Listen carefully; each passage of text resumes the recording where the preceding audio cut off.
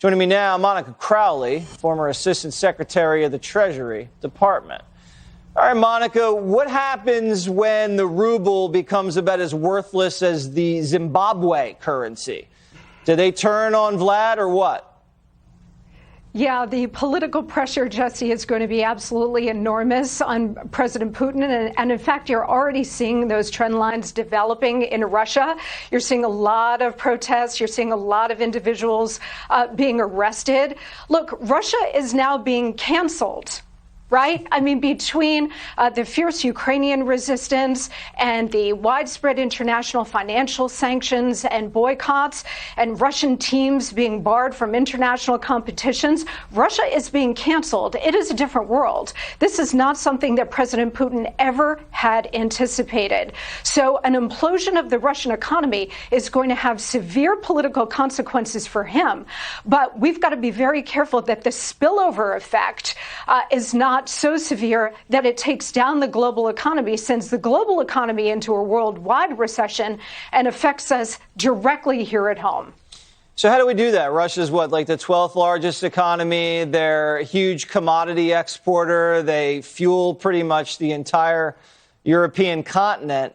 How do we manage the Russian economic collapse so it just doesn't destroy the Dow and jack up gas prices to $5 a gallon for Americans? Yeah, I mean, what we're watching unfold now in Russia and Eastern Europe writ large is, first of all, of course, the energy component is so critical. Everything that Americans consume has energy built into it. But Americans are also experiencing intense economic hardship as a direct result of Biden's catastrophic economic policies.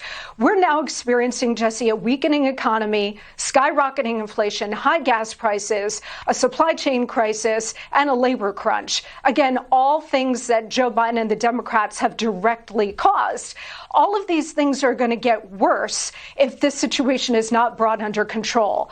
The Federal Reserve is set to start raising interest rates this month. So what we're already starting to look at is something that looks a lot like stagflation. And if this international crisis gets worse, if the United States gets more deeply involved and the West gets more deeply involved without the accompanying component of getting us back to energy independence so we are less linked to what is going on in Russia and Eastern Europe, all of these things then are going to create a perfect storm for the American consumer. And that means downward economic trends, which are already underway, and a likely recession. Yeah, I don't see him doing anything to make us more energy independent. I just don't. So it looks like we're going to feel some pain, the American consumer.